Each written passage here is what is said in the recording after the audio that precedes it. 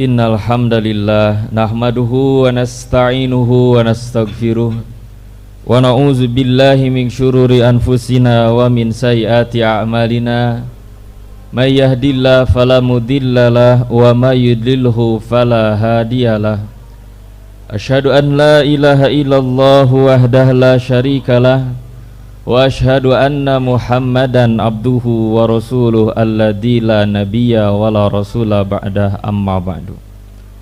Qala Allah ta'ala fi kitabihil karim, a'udzu billahi minasyaitonir rajim.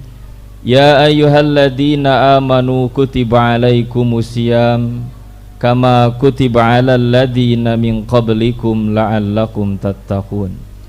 Wa qala Rasulullah sallallahu alaihi salatu wassalam, qad ja'akum syahrul Ramadan syahrun mubarak. Al-hadis.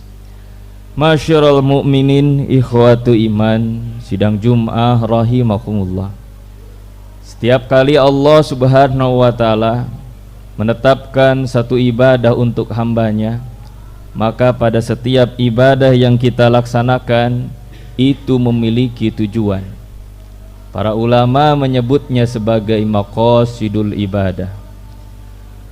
Tujuan kita melaksanakan ibadah salat adalah tanha anil fahsya'i wal munkar, agar tercegah dalam diri kita perbuatan fahsya dan munkar. Tujuan kita melaksanakan ibadah sedekah, infak dan zakat untuk tazkiyatul mal, membersihkan harta kita, wa tazkiyatun nufus, dan mensucikan jiwa kita. Begitu juga Allah subhanahu wa ta'ala menetapkan ibadah haji, ibadah umrah. Tujuannya adalah agar kita mendapatkan kemabruran. Sebagaimana Rasul menyampaikan, al-hajrul mabrur laisa lahu jazaun ilal jannah. Haji yang mabrur tidak ada balasan bagi mereka kecuali Allah akan sediakan surga. Mabrur itu diambil dari kata al-birru, artinya kebaikan. Orang sepulang dari tanah suci kembali ke tanah air, maka akan semakin bertambah kebaikannya. Maka itulah orang yang mendapatkan kemabruran. Ikhwati iman, sidang Jum'ah rahimakumullah. Begitu juga ibadah puasa yang sedang kita laksanakan, ini pun memiliki tujuan. Tujuannya itu terletak pada ayat-ayat saum dari mulai surat Al-Baqarah ayat 183, 184, 185 dan 186. Di setiap akhir ayatnya, apabila kita analisa dan perhatikan, itu mengandung taraji, harapan, keinginan yang Allah subhanahu wa ta'ala minta pada diri kita. Sebagaimana para ahli tafsir menyampaikan, kalimat taraji itu adalah perwujudan amal seseorang pada saat setelah mengerjakan kewajiban sampai kepada tujuannya. Maka dari itu diantaranya yang pertama, tujuan dari melaksanakan ibadah saum menggunakan kalimat la'allakum tattaqun. Al-Baqarah 183. Agar kalian dengan melaksanakan ibadah saum ini sampai kepada derajat ketakwaan, menjadi orang-orang yang bertakwa, agar kalian bertakwa. Maka dari itu ikhwati iman rahimakumullah, ini sangat terasa, terlatih sekali dalam diri kita. Pada saat kita melaksanakan ibadah puasa, semangat kita melakukan amal soleh meningkat, kehati-hatian kita dalam menghindarkan maksiat itu juga semakin kuat. Karena memang ibadah di bulan Ramadan, ibadah puasa ini melatih diri kita agar semakin bertakwa kepada Allah. Para ulama mengartikan ketakwaan itu adalah imtisalu awamiri. Seseorang berjuang, berusaha untuk mewujudkan segala perintah Allah. Wajtinabu nawahi, dan dia juga berusaha untuk meninggalkan larangan-larangan Allah subhanahu wa ta'ala. Termotivasi kita melaksanakan ibadah puasa, yang apabila kita melakukan amal yang lain ikut meningkat pahalanya, ganjarannya ikut meningkat. Kata Nabi, kalau seseorang melaksanakan amalan yang wajib, Allah akan lipat gandakan. Seseorang melaksanakan amal yang sunnah diberikan pahala yang wajib. Orang bersedekah dilipat gandakan oleh Allah subhanahu wa ta'ala, karena teristimewa. Termasuk bapak-bapak mencari nafkah di bulan-bulan yang lain ada ganjaran pahala dari Allah.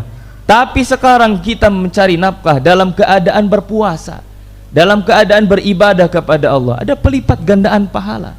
Karena ada dua amal yang disambungkan, ada dua amal ibadah yang berbarengan. Maka dari itu ikhwatu iman rahimakumullah, antarkan diri kita dengan ibadah puasa kita sampai menjadi orang-orang yang bertakwa. Ini tujuan yang pertama. Yang kedua ikhwatu iman rahimakumullah, di ayat yang ke-184 kata Allah subhanahu wa ta'ala, in kuntum ta'lamun, agar kalian semakin mengetahui. Ta'lamun itu makna sederhananya adalah agar kita semakin berilmu. Di bulan Ramadan ikhwati iman rahimakumullah, sekalipun Rasulullah SAW adalah seorang nabi yang Al-Quran itu telah tersimpan di dalam dadanya, Quran itu sudah terwujud dalam bentuk amal perbuatannya, tapi di bulan Ramadan Jibril datang, payudarrisuhul Quran, bertadarus Al-Quran. Bertadarus itu artinya tidak hanya sekedar membaca, tapi memaknai, memahami isinya sampai melahirkan amal yang lebih kuat. Nabi mengulang ilmu ikhwati iman rahimakumullah. Maka momentum di bulan Ramadan, ada banyak kajian di masjid-masjid, di media sosial. Kita gunakan kesempatan itu untuk semakin bertambah keilmuan diri kita. Karena dengan ilmu itu pula ikhwatu iman rahimakumullah, Allah subhanahu wa ta'ala mengangkat kehormatan, kemuliaan dan derajat diri kita. Yarfa'illahu alladhina amanu walladhina utul ilma darajat. Allah mengangkat derajat kemuliaan seseorang itu bisa diambil dari kualitas keimanannya, juga kualitas keilmuannya. Berikut juga dengan ilmu itu pula ikhwati iman rahimakumullah, kita menjadi orang-orang yang memiliki rasa takut kepada Allah. Innama yashallaha min ibadihil ulama. Sesungguhnya orang-orang yang takut kepada Allah subhanahu wa ta'ala hanya al-ulama. Al-ulama itu bukan hanya kiai, bukan hanya ustadz, bukan hanya ajengan, bukan hanya orang pintar terhadap agama. Orang yang memiliki rasa takut kepada Allah subhanahu wa ta'ala itulah seorang ulama. Ilmunya itu berpengaruh kepada dirinya. Masyarul mu'minin ikhwatu iman rahimakumullah, selain kita berusaha mencari ilmu, kita juga berusaha untuk mengamalkannya. Jangan sampai kita memiliki banyak ilmu tapi kemudian sedikit amal yang dilahirkan. Kalau dalam peribahasa Arab mengatakan al ilmu bila amalin kasajarin bila samarin. Ilmu tiada amalan bagaikan pohon tidak berbuah. Barakallahu li wa lakum.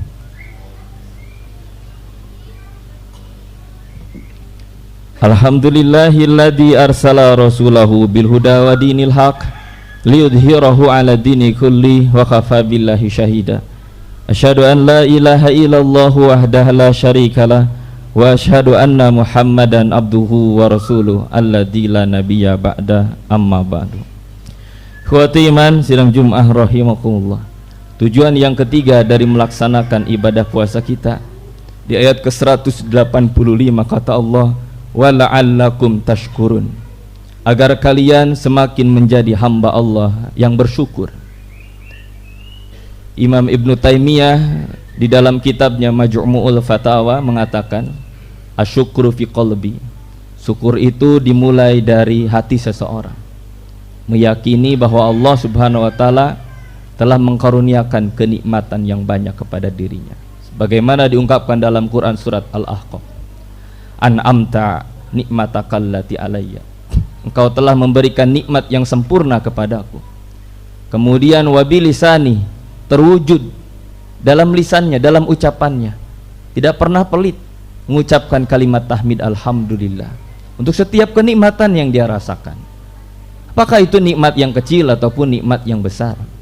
Wal jawari, juga terwujud dalam amal perbuatan badannya, melaksanakan ibadah, bawa tubuh kita ini untuk ruku kepada Allah, untuk sujud kepada Allah, untuk menghadiri tempat-tempat majelis ilmu, ringankan langkah kaki itu sebagai bentuk syukur.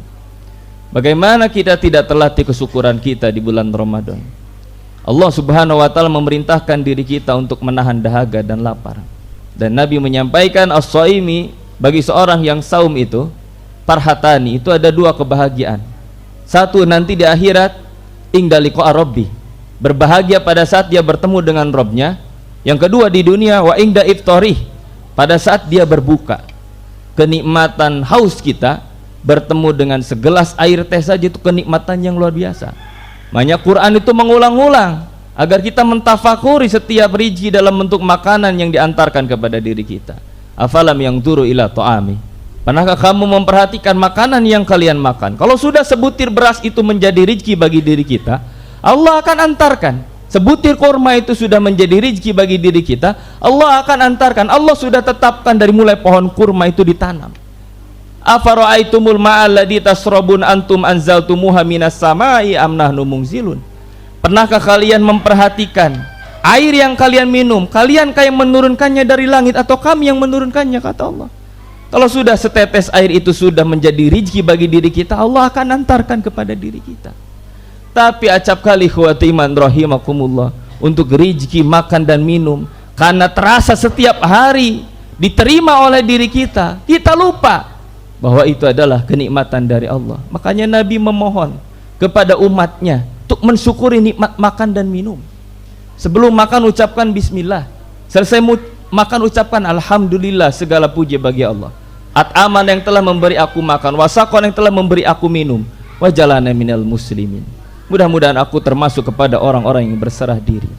Yang terakhir ikhwati iman rahimakumullah, di ayat 186, tujuan dari ibadah puasa kita adalah wala'allahum yarsyudun, agar mereka tetap berada di dalam hidayatul irsyad. Hidayah irsyad adalah hidayah yang diantarkan oleh seseorang sampai kepada diri kita, dan ini sesuatu yang sangat mahal.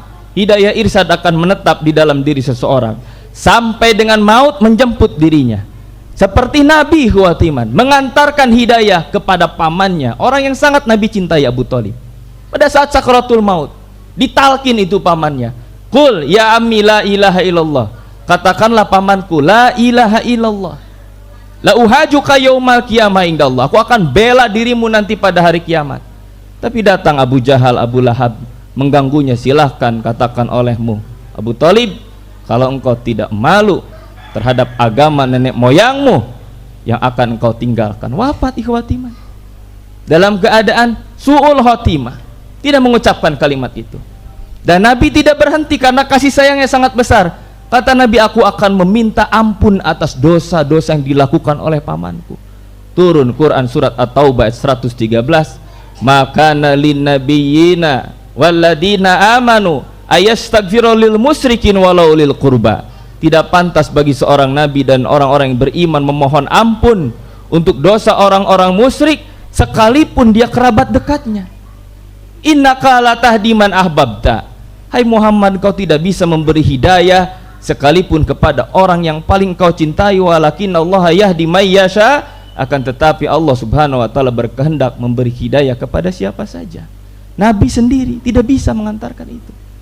Maka dari itu ikhwati iman rahimakumullah, mudah-mudahan Allah subhanahu wa ta'ala mengantarkan ibadah saum kita sampai kepada tujuannya. Kita menjadi orang-orang yang bertakwa, kita menjadi orang-orang yang berilmu, yang dengan ilmu kita bertambah rasa takut kita kepada Allah. Kita menjadi hamba-hamba Allah yang bersyukur, dan mudah-mudahan ada hidayatul irsyad yang Allah tetapkan dalam diri kita sehingga kita diwafatkan dalam keadaan husnul khotimah. Demikianlah yang bisa khatib sampaikan, mudah-mudahan menjadi ilman nafi'an wa amalan mutaqabbalan.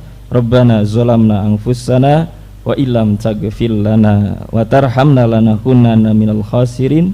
Rabbana ighfirli wa liwalidayya walil mu'minina yauma yaqumul hisab. Rabbana atina fid dunya hasanah wa fil akhirati hasanah wa qina adzabannar. Aqulu qali hadza wa astaghfirullaha li wa lakum. Wassalamualaikum warahmatullahi wabarakatuh.